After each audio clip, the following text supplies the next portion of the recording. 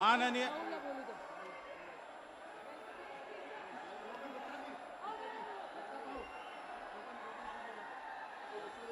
आदरणीय वीरेंद्र दादा जगताप हे वेलकम करतील अशी मी त्यांना विनंती करते। राहुल गांधी वरे पंजाब।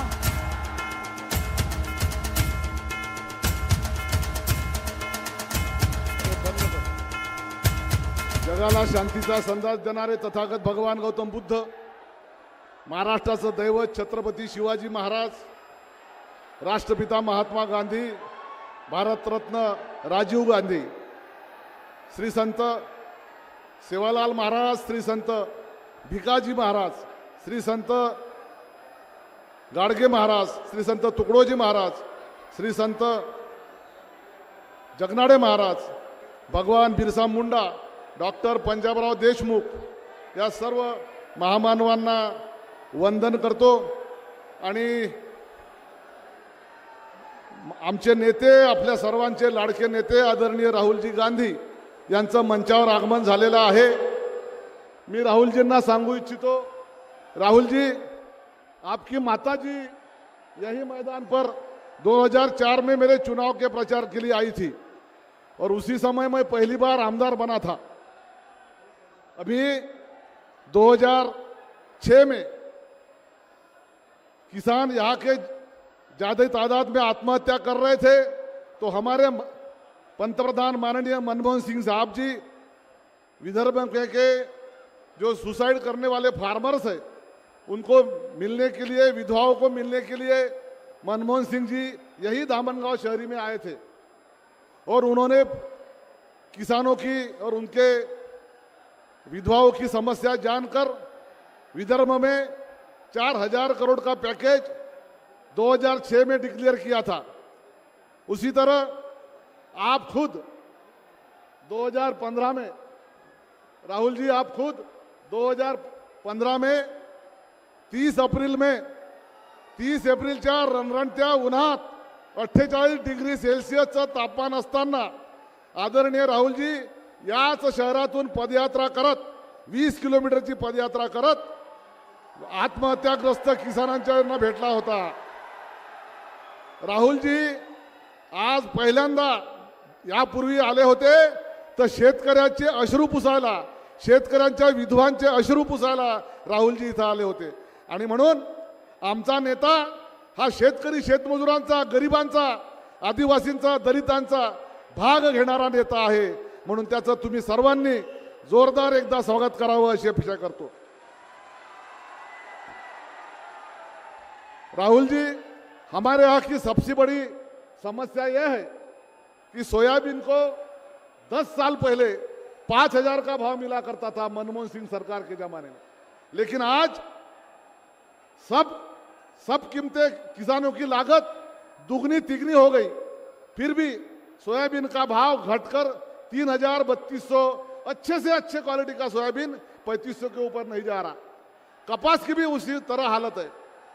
10 साल पहले हमारा कपास 7-8 हजार रुपए क्विंटल बिकता था, लेकिन आज 10 साल के बाद खर्चा दुगना हो गया, लागत दुगनी हो गई, फिर कपास के भाव मात्र 6000 के ऊपर नहीं जा रहे। और यही महाराष्ट्र का माजी मुख्यमंत्री और आज का गृह मंत्री देवेंद्र फडणवीस ने दिंडी निकालकर लोगों को गुमराह किया था कि कांग्रेस के राज में किसानों को उचित दाम नहीं मिलते, इसलिए उनके राज में, मोदी जी के राज में, अमित शाह के राज में, शिंदे के राज में यहाँ का किसान बर्बाद हो रहा है, लूटा जा रहा है। इसलिए आपको किसानों की बात रखकर इस महाराष्ट्र में किसान कपास का हो, सोयाबीन का हो, आज राहुल जी 14 लाख टन चना जो ऑस्ट्रेलिया से इंपोर्ट कर रहे हैं और हमारी जो 45 लाख कपास की गठान इंपोर्ट कर रहे, 14 लाख क्विंटल चना इंपोर्ट कर रहे, 12 लाख टन तुअर इंपोर्ट कर रहे और किसानों को उनको मिलने वाले भाव और गिराने की कोशिश और केवल अदानी अंबानी का घर भरने का काम ये मोदी सरकार और शिंदे सरकार कर रही है। इसलिए यहाँ की जनता, यहाँ का मजूर, यहाँ का अल्पसंख्यक, यहाँ का आदिवासी सभी लोग, यहाँ के बेरोजगार, महंगाई, इस मुद्दे पे बीजेपी वाले बात नहीं करते, तो केवल बटेंगे तो कटेंगे, एक है तो सेफ है, ये जाति जाति में झगड़ा लगाने वाली बात करते हैं। इसलिए उनके खिलाफ यहाँ की जनता जनादेश देंगी, इस बारे में मुझे कोई शक नहीं है। इतनी बात रखकर 20 तारखेला येणाऱ्या निवडणुकीत पंजाच्या 2 नंबरची बटन, यशोमती ताईची बटन, बबलू भाऊची बटन दाबून या सर्वांना आपल्याला विजयी करायचा आहे। पुन्हा एकदा सर्वांच्या मतानं राहुलजींचं स्वागत करतो, थांबतो। जय हिंद, जय भीम, जय महाराष्ट्र। राहुल गांधी, माझी विनंती आहे की आपण आदरणीय राहुलजींचं स्वागत करावं। सर, कपास है, कपास का हार आपके लिए लाया हुआ है। कापसाच्या हाराने या ठिकाणी आदरणीय राहुलजींचं स्वागत होतोय आणि त्याच्यानंतर आदरणीय राहुलजी बोलतील अशी विनंती करते।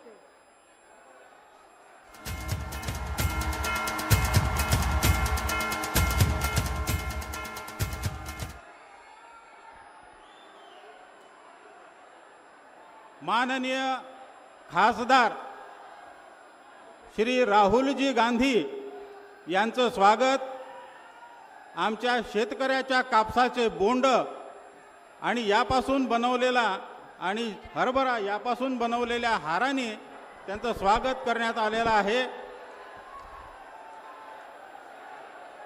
उसना आवेश, पाखंडीपणा, कावेबाजी, धूर्तपणा, कपटीपणा, खोटारडेपणा, अडाणचोटपणा, चमकोगिरी या सगळ्यांना फाटा देऊन ज्यांनी श्री राहुलजी गांधी आदरणीय राहुलजी बोलतील अशी त्यांना विनंती करते।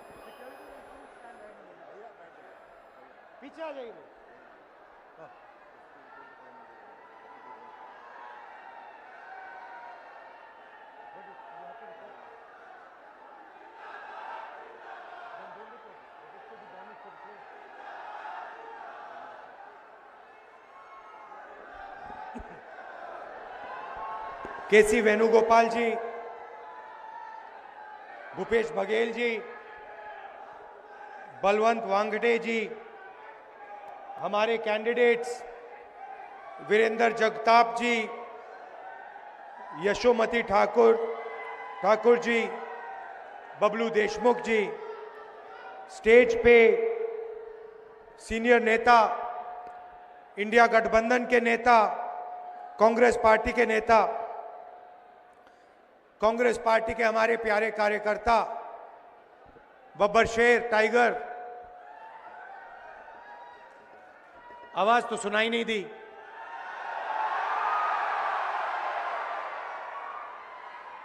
शिवसेना, एनसीपी और बाकी पार्टीज के, गठबंधन के पार्टीज के कार्यकर्ताओं का भी मैं यहां स्वागत करता हूं।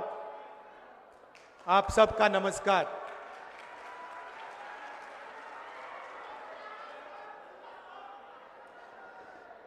ये जो लड़ाई है, ये विचारधारा की लड़ाई है। एक तरफ कांग्रेस पार्टी और इंडिया गठबंधन, दूसरी तरफ बीजेपी, आरएसएस। हम कहते हैं कि देश संविधान से चलना चाहिए और प्रधानमंत्री कहते हैं कि ये खोखली किताब है, इसमें कुछ नहीं लिखा है। ये देखिए,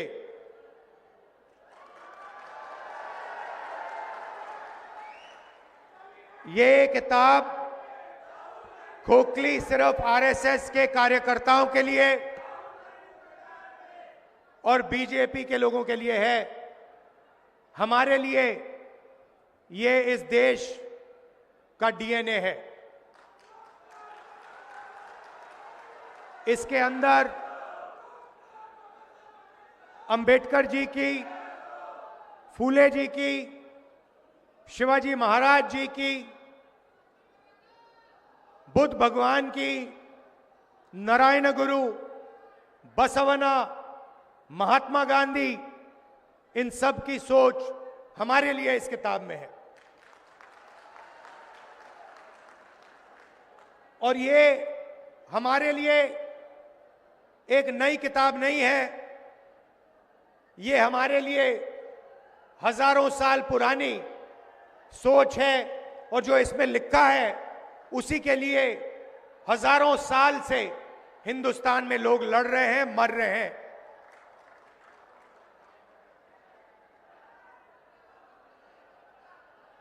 प्रधानमंत्री और बीजेपी के लोग बंद कमरों में छुपकर इस संविधान की हत्या करते हैं।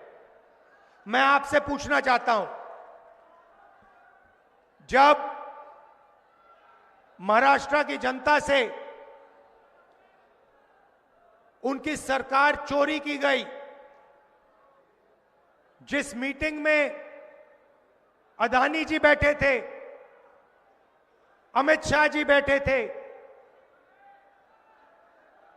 जो सरकार चोरी करने की मीटिंग थी, जिस मीटिंग में निर्णय लिया गया था कि एमएलएस को खरीदा जाएगा, करोड़ों रुपए के लिए खरीदा जाएगा,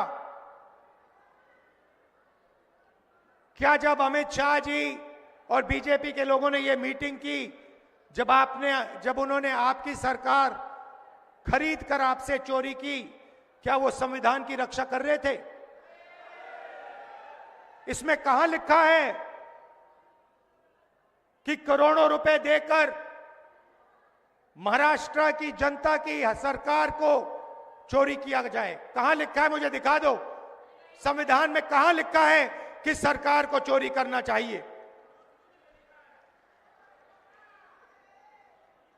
और आज महाराष्ट्र में हर एक व्यक्ति को मालूम है वो सरकार क्यों चोरी की गई थी। वो सरकार धारावी के कारण चोरी की गई थी, क्योंकि बीजेपी के लोग, नरेंद्र मोदी, अमित शाह, धारावी की जमीन, महाराष्ट्र के गरीब लोगों की जमीन, 1 लाख करोड़ रुपए की जमीन अपने मित्र गौतम अदानी को देना चाहते थे। इसीलिए महाराष्ट्र की सरकार आपके हाथों से चोरी की गई है, और यह पूरा महाराष्ट्र जानता है,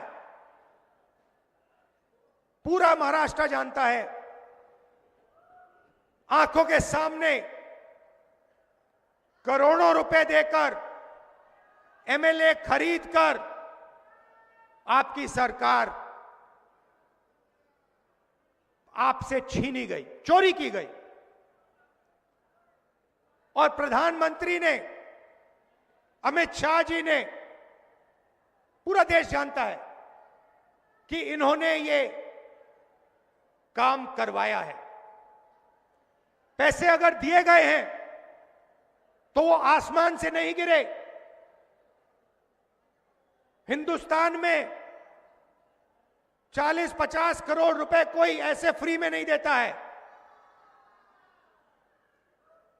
आपने कभी देखा है कि फ्री में कोई 40 करोड़ रुपए, 50 करोड़ रुपए किसी को दे रहा है? नहीं, सौदा हुआ था, धारावी की जमीन का सौदा हुआ है। इसीलिए एमएलएस को करोड़ों रुपए दिए गए। कहां से आए? किसने ऑर्डर दिया? पूरा देश जानता है, बोलने की भी जरूरत नहीं है। पूरा देश जानता है कि जिस पैसे से एमएलए खरीदे गए उसको बांटने का ऑर्डर किसने दिया।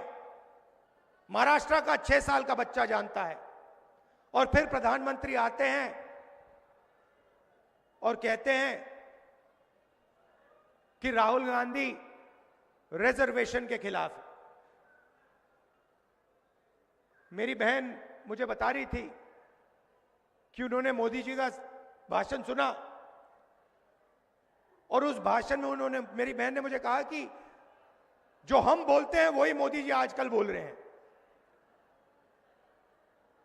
पता नहीं, शायद मेमोरी लॉस हो गया है।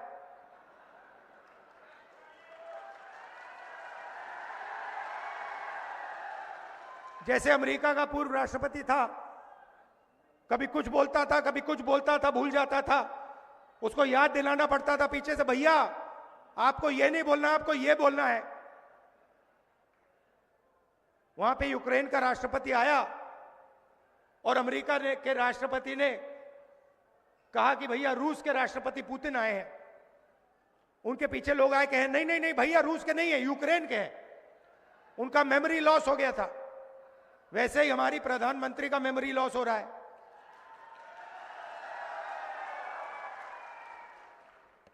पता नहीं, शायद अगली मीटिंग में आपके पास आएंगे, कहेंगे भैया महाराष्ट्र की सरकार सोयाबीन के लिए 7,000 रुपए देती है प्रति क्विंटल। मैंने कहा कि बीजेपी कॉन्स्टिट्यूशन पे आक्रमण कर रही है, वो कहते हैं कांग्रेस पार्टी संविधान पर आक्रमण कर रही है। हर भाषण में मैं कह रहा हूं, मैं इसको लेके खड़ा हो रहा हूं, कह रहा हूं कि भाई इस पर बीजेपी आक्रमण कर रही है। 1 साल से मैं बोल रहा हूं, मोदी जी को पता लगा कि लोगों को गुस्सा आ रहा है, तो मोदी जी कह रहे हैं, राहुल गांधी कह रहा है कि राहुल गांधी संविधान पर आक्रमण कर रहा है। मैं हर मीटिंग में कहता हूं कि 50% की रिजर्वेशन की जो दीवार है उसको हम तोड़ के परे कर देंगे। लोकसभा में मैंने नरेंद्र मोदी जी के सामने बोला कि 50% की जो रिजर्वेशन की दीवार बना रखी है, जिसको आप नहीं तोड़ना चाह रहे हो, उसको हम लोकसभा में तोड़ के दिखाएंगे। उनके सामने मैंने बोला मेमोरी लॉस हो गई। मोदी जी कहते हैं राहुल गांधी रिजर्वेशन के खिलाफ है। राहुल गांधी, उनके सामने मैंने बोला कि मैं 50% की जो दीवार है उसे तोड़ने वाला हूं। कांग्रेस पार्टी इंडिया गठबंधन उस दीवार को तोड़ेगी।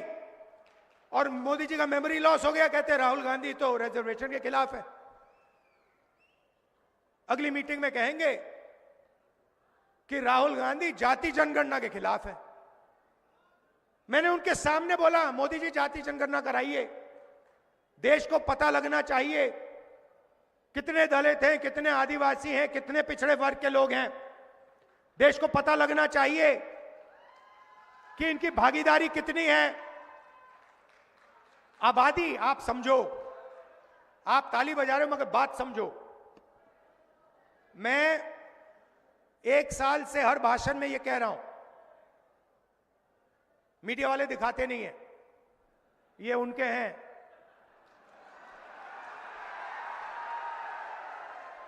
अच्छा, मजे की बात है, जब मैं कहता हूं ये उनके हैं तो ये मेरी ओर देख के मुस्कुराते हैं, कहते हैं हां हम उनके हैं, आपके नहीं हैं। देखिए मुस्कुरा रहे हैं, देखिए देखिए देखिए, ये देखो, ये ऐसे कर रहा है, देखो। मगर देखो इनकी गलती नहीं है, इनकी गलती नहीं है। ये तो मुझे अच्छे लगते हैं, इनको काम करना है,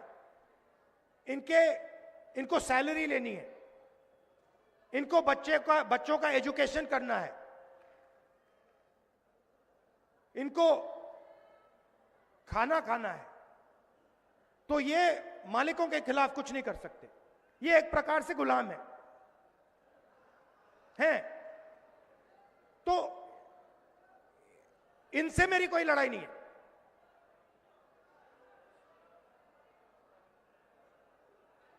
मगर ये हमारी बात कभी नहीं दिखाएंगे। 24 घंटा मोदी जी का चेहरा दिखाएंगे, हमारा भाषण कभी नहीं दिखाए। जैसे अभी मैंने बोला नरेंद्र मोदी जी का मेमोरी लॉस हो गया, ये कभी नहीं बताएंगे, सवाल नहीं उठता। आप देखना, आज शाम को टीवी देखना, कहेंगे मोदी जी की मेमोरी तो बड़ी जबरदस्त है। वो एक बार कुछ सुन लेते हैं तो 70 साल के लिए वो उसको भूलते नहीं है। और फिर उसमें जोड़ देंगे जब वो छोटे थे झील में जाके वो मगरमच्छ से लड़े थे और मगरमच्छ को उन्होंने डुबाया।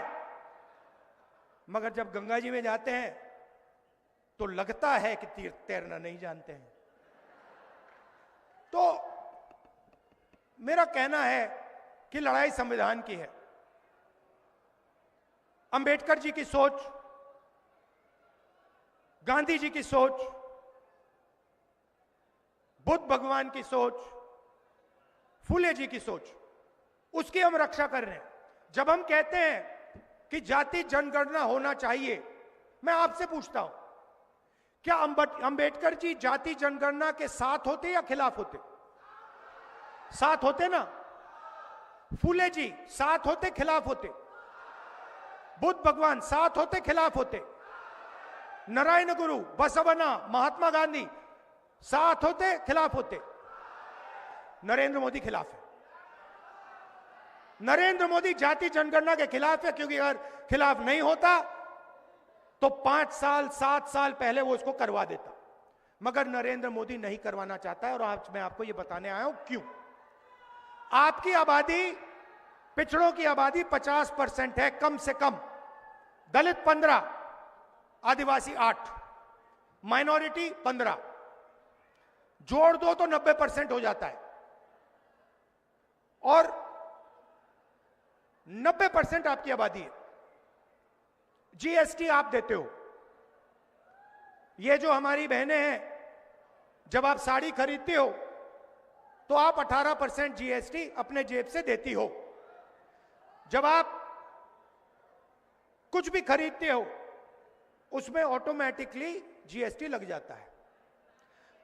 अगर आपने अपनी बेटी के लिए एक साड़ी खरीदी, आप 18% जीएसटी देती हो। अगर वही साड़ी अरबपति अदानी ने खरीदी तो वो भी 18% जीएसटी देगा, वो 19% नहीं देगा। जितनी आप देते हो उतनी वो देता है। और ये सारी की सारी जीएसटी इकट्ठा होती है, दिल्ली जाती है और वहां पे बजट का निर्णय लिया जाता है। आपने देखा होगा सीतारमन जी सूटकेस लेके आती हैं पार्लियामेंट हाउस में, देखा ना आपने?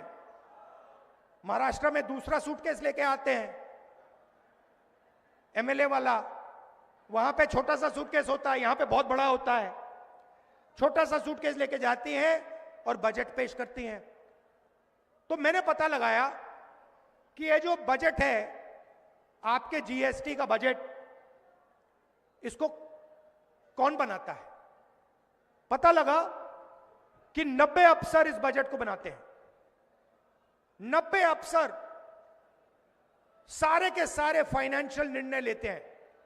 महाराष्ट्र में कितना पैसा आएगा, सड़कों में कितना जाएगा, रेलवेज में कितना जाएगा, अग्निवीर होगा या नहीं होगा, सारे के सारे निर्णय 90 ब्यूरोक्रेट लेते हैं, आईएएस अफसर हैं। मैंने उनकी लिस्ट निकाली और मैंने कहा पता लगाते हैं कि 90 में से दलित कितने, आदिवासी कितने, पिछड़े वर्ग के कितने, और यह भी पता लगाते हैं कि जब धन बढ़ता है तो कितने रुपए का निर्णय आदिवासी अफसर लेते हैं, कितने का दलित लेते हैं, कितने का पिछड़े वर्ग लेते हैं। आज मैं आपको ये बताना चाहता हूं, दलितों की आबादी 15%, 90 अफसर में से 3 आपके, और 3 अफसर अगर बजट में 100 रुपए बढ़ता है तो 3 अफसर पूरा मिलाकर 100 में से 1 रुपये का निर्णय लेते हैं। दलितों की आबादी 15%,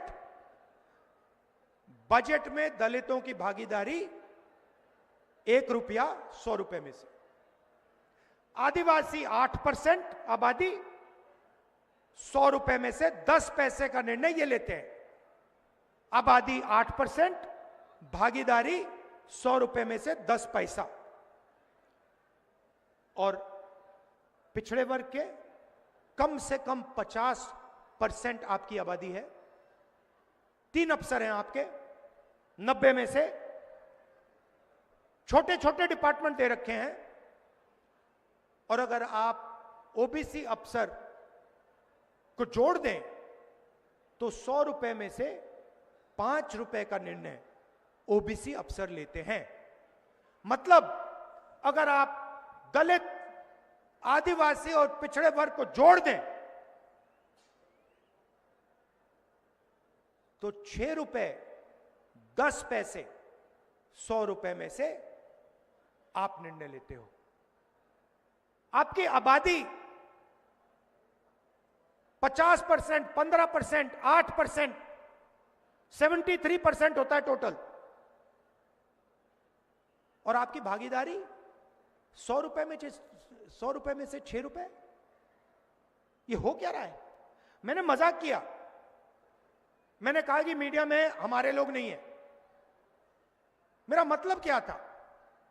आप मीडिया के एंकर्स को देखिए, बड़े बड़े पत्रकारों को देखिए, उनके नीचे नाम आता है, उस नाम को पढ़िए, मालिकों के नाम पढ़िए, अदानी, अंबानी, टाटा, बिरला, ये नाम पढ़िए। नाम के पीछे सब कुछ है। और मुझे बता दीजिए, ये मीडिया वाले जो हैं, एंकर्स जो हैं, मालिक जो हैं, इनमें से दलित कितने, आदिवासी कितने, पिछड़े कितने? एक भी नहीं है। हिंदुस्तान की सबसे बड़ी कंपनियों की लिस्ट मैंने निकाली है, 200 सबसे बड़ी कंपनियों की लिस्ट मैंने निकाली है। मालिकों की लिस्ट, एक ओबीसी नहीं है, एक दलित नहीं है, एक आदिवासी नहीं है। तो हो क्या रहा है? आप समझिए, हो क्या रहा है? आप हो किसान, आप हो मजदूर, आप हो बेरोजगार युवा, कौन? दलित, आदिवासी, पिछड़ा वर्ग और गरीब जनरल कास्ट। उसमें आप 5% गरीब जनरल कास्ट जोड़ दीजिए। आपको एमएसपी नहीं मिलती, आपके अस्पताल प्राइवेटाइज किए जा रहे हैं, आपके स्कूल और कॉलेज यूनिवर्सिटी प्राइवेटाइज किए जा रहे हैं। कहां जा रहे हैं? 5% लोगों के हाथ में जा रहे हैं, और जिनके हाथ में जा रहे हैं वहां पे आपको एक ओबीसी नहीं मिलेगा, एक दलित नहीं मिलेगा, एक आदिवासी नहीं मिलेगा। प्राइवेट स्कूल की लिस्ट निकाल लीजिए, बड़े बड़े अस्पतालों की लिस्ट निकाल लीजिए। अपोलो अस्पताल के मालिक का नाम देखिए, एस्कॉट्स का नाम देखिए, बड़े बड़े अस्पतालों की जो चेन है उनके नाम देखिए। एक दलित नहीं है, एक आदिवासी नहीं है, एक पिछड़े वर्ग का आदमी नहीं है। मतलब नरेंद्र मोदी हिंदुस्तान को 90% लोगों के लिए नहीं चलाता है, और नरेंद्र मोदी जी को वहां इसलिए बैठाया गया है कि 90% लोगों से जीएसटी का पैसा छीना जाए, जमीन छीनी जाए, और उन्हीं 20-25 अरबपतियों को दी जाए। मैं आपसे पूछना चाहता हूं, धारावी की जमीन अक्वायर हो रही है ना? हो रही है ना? 1 लाख करोड़ रुपए की जमीन है ना? गरीब लोग है ना? मैं आपसे पूछना चाहता हूं, कोलाबा की जमीन क्यों नहीं अक्वायर होती? जहां अमीर लोग बैठे हैं वो जमीन क्यों नहीं अक्वायर हो रही है? क्योंकि वहां ना दलित है, ना आदिवासी है, ना पिछड़ा है, इसीलिए वो जमीन अक्वायर नहीं हो रही है। जहां भी आपको दलित, आदिवासी और पिछड़े लोग मिलेंगे वहां जमीन अक्वायर होगी। हम जमीन अधिग्रहण बिल इसलिए लाए आपको बचाने के लिए। ये सारे के सारे मीडिया वाले मेरे पर अटैक करने शुरू कर दिए उस दिन। जिस दिन, मैं आपको बता रहा हूं, जिस दिन मैं भट्टा परसोल पहुंचा उस दिन से मीडिया वाले मेरे पीछे पड़ गए। जिस दिन मैंने जमीन अधिग्रहण की बात की उस दिन ये मेरे पीछे पड़ गए। कौन? अदानी के लोग, अंबानी के लोग। मेरी छवि बिगाड़ने की कोशिश की, हजारों मतलब करोड़ों रुपए लगा दिए कि राहुल गांधी को बदनाम करो। क्यों? क्योंकि मैं आपकी जमीन की रक्षा करता हूं।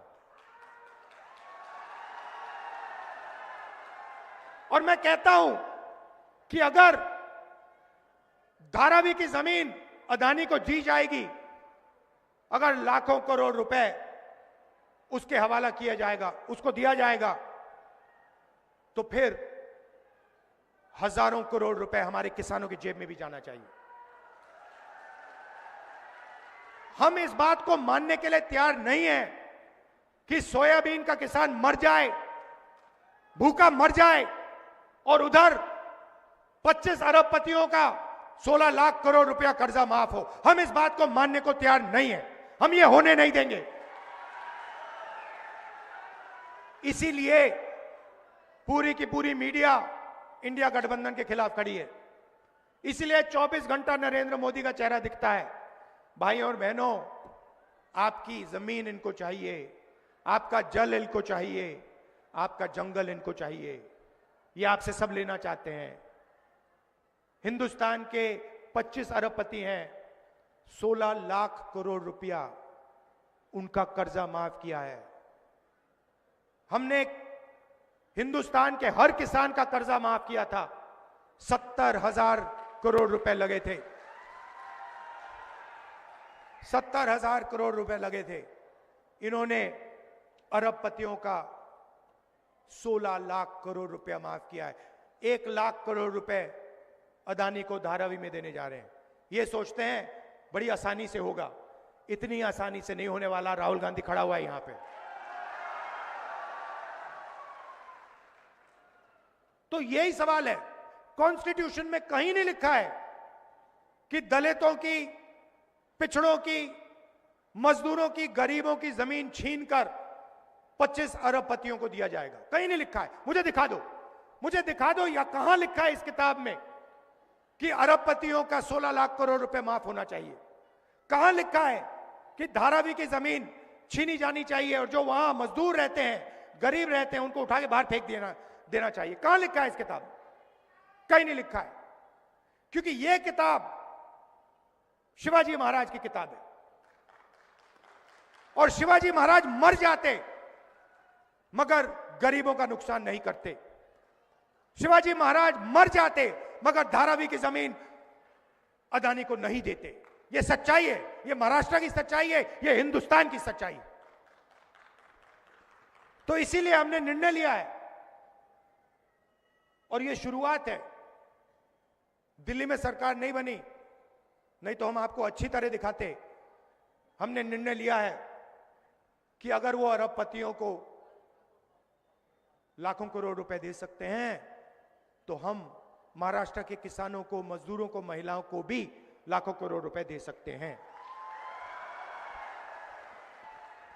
यहां महिलाएं आई हैं, हमारी सरकार यहां चुनकर आएगी।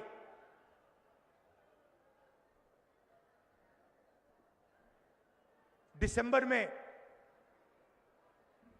आप सुबह जगेंगी और कहेंगी कि चलो देखते हैं बैंक अकाउंट में कितना पैसा है, और आपको पता लगेगा कि इंडिया गठबंधन की महाराष्ट्र की सरकार ने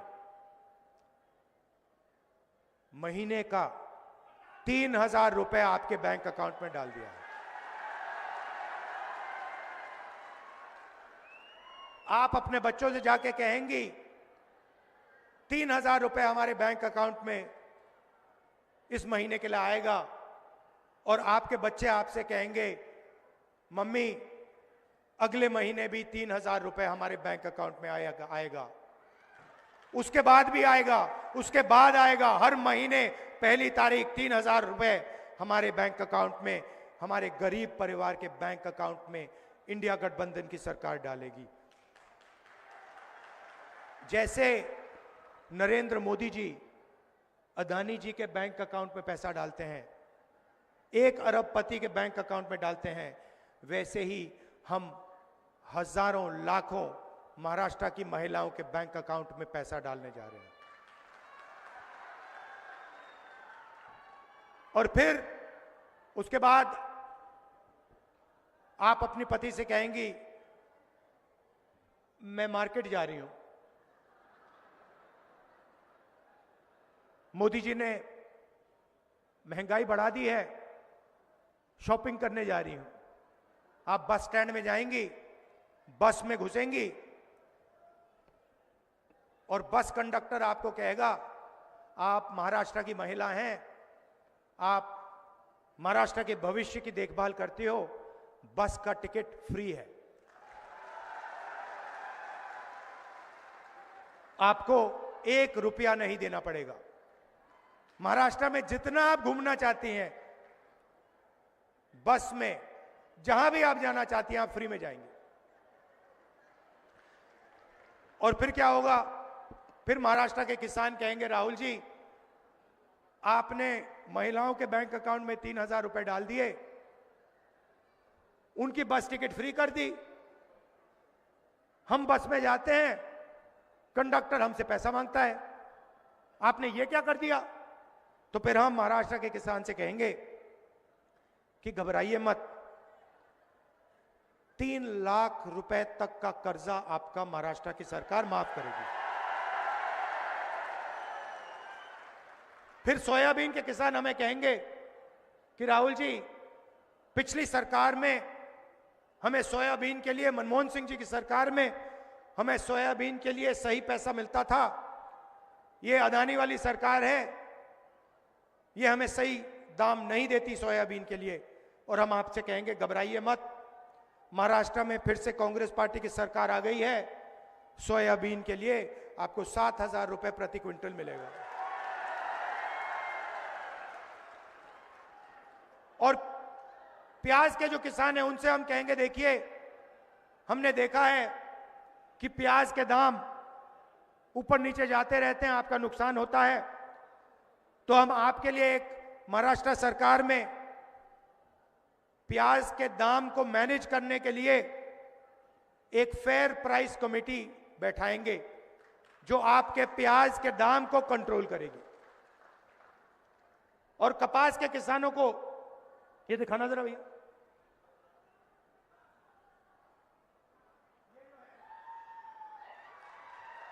ये जो है ये महाराष्ट्र के किसान की मेहनत है। जो जैसे मोदी जी अदानी जी को फ्री में पैसा देते हैं ना, ये फ्री में नहीं बनता, ये मेहनत से बनता है, ये खून पसीने से बनता है। इसीलिए हम कपास के किसान को महाराष्ट्र में सही मिनिमम सपोर्ट प्राइस देने जा रहे हैं। बैठ जाइए। जाति जनगणना की मैंने बात की, दूध का दूध पानी का पानी कर देंगे। महाराष्ट्र में कास्ट सेंसस होगा, पिछड़े वर्ग, दलित, आदिवासियों को पता लगेगा कि महाराष्ट्र में उनकी कितनी भागीदारी है, उनकी कितनी जमीन है, कौन सी संस्थाओं में उनके लोग हैं, कौन सी संस्थाओं में उनके लोग नहीं हैं। ये सब हम आपको इंफॉर्मेशन डेटा, 21वीं सदी का डेटा हम आपको पकड़ा देंगे। गरीब लोग बीमार होते हैं, प्राइवेट अस्पताल में जाते हैं, स्टेंट लगती है, वाल्व चेंज होता है, ऑपरेशन होता है, दवाई लेनी पड़ती है, पता लगता है लाखों रुपए खर्च हो गए। मैंने आपको पहले बताया कहां जा रहे हैं, दलित, आदिवासी, पिछड़े वर्ग के जेब से अरबपतियों की जेब में जा रहे हैं। मगर बीमार होते हो तो खर्च करना पड़ता है। राजस्थान में जब हमारी सरकार थी, हम एक योजना लाए, उसने लाखों लोग की जिंदगी बदल दी। योजना क्या थी? कोई भी इलाज गरीब व्यक्ति को करना हो, स्टेंट लगवानी हो, पेट का ऑपरेशन करवाना हो, वाल्व बदलना हो, कैंसर की सर्जरी करनी हो, राजस्थान में हमारी योजना कहती थी कि भैया 25 लाख रुपए तक का बीमा आपको मिलेगा। और यही काम हम यहां महाराष्ट्र में करने जा रहे हैं।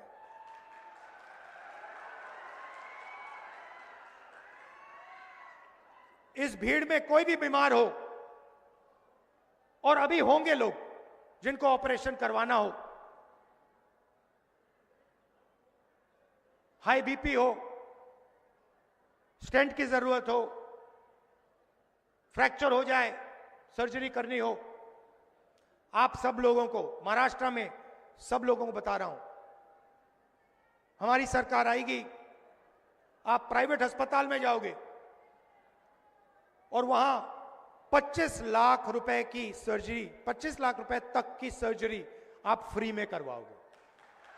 महाराष्ट्र की सरकार 25 लाख रुपए का बीमा आपको देगी। यह हमने राजस्थान में किया है, बड़ा सक्सेसफुल स्कीम था, बहुत फायदेमंद स्कीम था, वही हम यहां महाराष्ट्र में आपके लिए करने जा रहे हैं।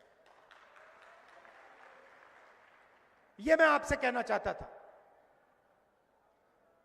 हम रक्षा इसकी करते हैं, हम रिजर्वेशन को 50% से ज्यादा बढ़ाएंगे, हम जाति जनगणना करेंगे और हमारा लक्ष्य है कि गरीब लोगों को, अगर वो अरबपतियों को पैसा देते हैं, 16 लाख करोड़ रुपए दिया, तो हम कहते हैं कि देखिए, अगर आप उनका माफ कर रहे हो, अगर आप उनकी मदद कर रहे हो, अगर आप धारावी की जमीन गरीबों से छीन कर अरबपतियों को दे रहे हो, तो फिर हम भी गरीब लोगों को, किसानों को, मजदूरों को धन दे सकते हैं, पैसा दे सकते हैं, बैंक अकाउंट पे दे सकते हैं। मेहनत आप करते हो, सड़क आप बनाते हो, इमारतें आप बनाते हो, देश को आप बनाते हो। अंबानी अदानी मजदूरी नहीं करते, खेत में काम नहीं करते। मैं देखना चाहता हूं, अदानी जी 10 दिन कपास के खेत में काम कर ले, 10 दिन कर ले, फिर देखता हूं क्या होता है। 10 दिन के बाद 6 महीने अस्पताल में लेटेगा वो। काम आप करते हो, मेहनत आप करते हो, मगर आपको कुछ नहीं मिलता। ये हम बदलना चाहते हैं। हम चाहते हैं कि न्याय हो। कॉन्स्टिट्यूशन में लिखा है समानता होनी चाहिए, एकता होनी चाहिए, भाईचारा होना चाहिए। इसीलिए मैंने कन्याकुमारी से कश्मीर 4000 किलोमीटर चले, 4000 किलोमीटर, एक ही नारा दिया, नफरत के बाजार में मोहब्बत की दुकान खोलेंगे। नफरत क्यों फैल रही है? नफरत इसलिए फैल रही है कि नरेंद्र मोदी जी ने रोजगार का सिस्टम खत्म कर दिया है। आज हिंदुस्तान के किसी भी प्रदेश में युवाओं को रोजगार नहीं मिल सकता। क्यों? क्योंकि अरबपति चाइना का माल हिंदुस्तान में बेचते हैं और बेचना चाहते हैं।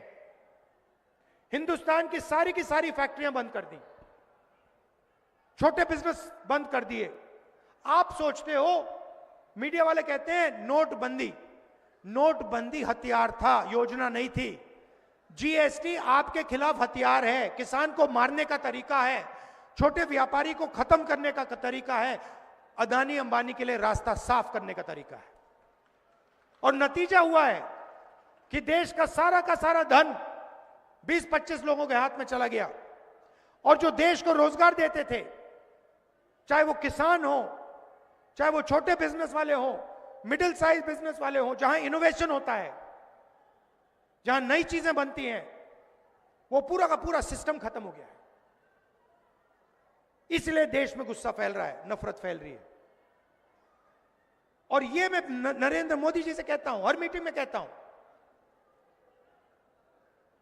आप मन की बात करते हो, आप देश के लिए रोजगार लाइए, आप महंगाई कम कीजिए, आप किसानों को सही एमएसपी दीजिए, आप मजदूरों की मदद कीजिए, आप अरबपतियों के लिए काम करना बंद कीजिए।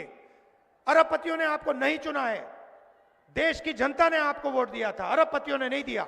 हां ठीक है, अरबपतियों ने आपकी मार्केटिंग की, अरबपतियों ने आपका चेहरा टीवी पर डाला, वो अलग बात है, मगर प्रधानमंत्री को देश की जनता के लिए काम करना चाहिए।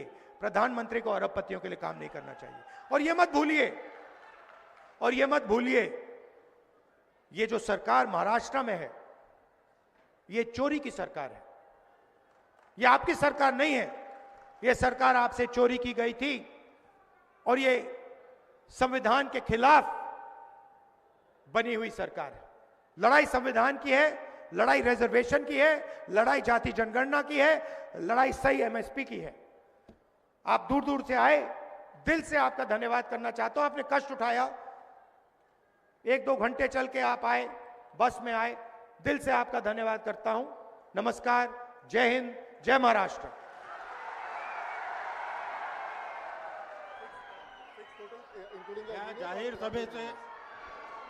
या जाहीर सभेचे आभार प्रदर्शनाची जबाबदारी कृषी उत्पन्न बाजार समितीचे माजी सभापती आणि अमरावती जिल्हा बँकेचे संचालक श्री श्रीकांत गावंडे